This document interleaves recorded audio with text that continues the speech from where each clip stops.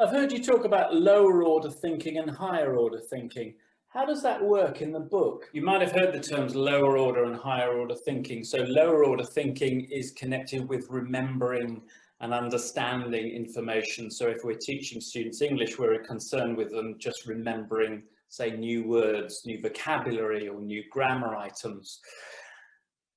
When we talk about higher order thinking, we're asking students to go beyond just remembering and basic application of that new vocabulary. We're asking them to maybe think critically and creatively about using that language, so it becomes more memorable and they use it in a much more meaningful, authentic way.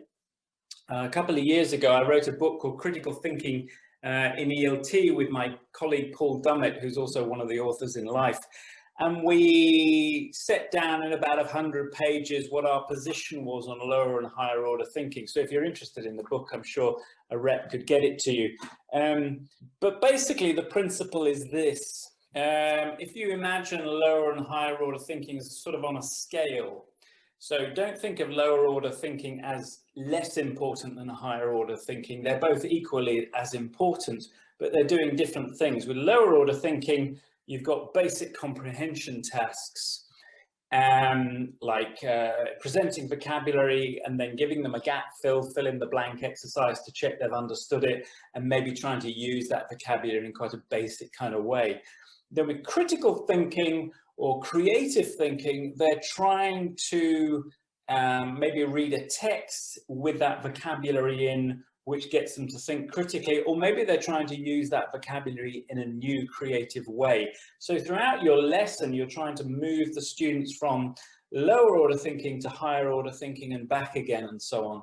Now with lower levels, beginner, elementary, it's much harder to introduce higher order thinking. So don't worry if you don't get as much of that higher order thinking in. But I think you can ask low-level students to be creative with new language in quite simple ways.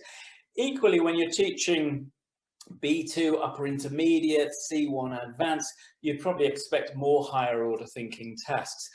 To illustrate how we apply this in the book, let's take a look at the reading text I just showed you on pink and blue, and I'll just show you how lower and higher order thinking works in reality.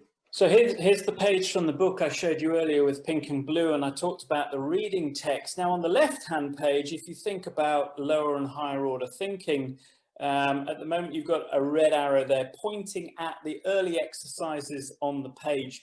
And these are basically just checking students' understanding of the text and helping them with any new vocabulary in the text. It's kind of lower order thinking. It's checking they remember, they understand the basic vocabulary.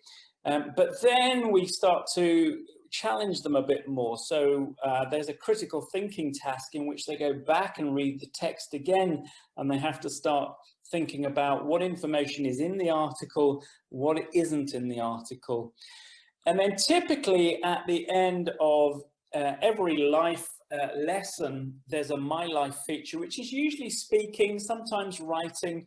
And this is where we get students to take everything they've learned and have a go at using it, usually in quite a creative thinking kind of way. So here they're really using their higher order thinking skills. So you can see on that reading page how you move from lower order thinking to higher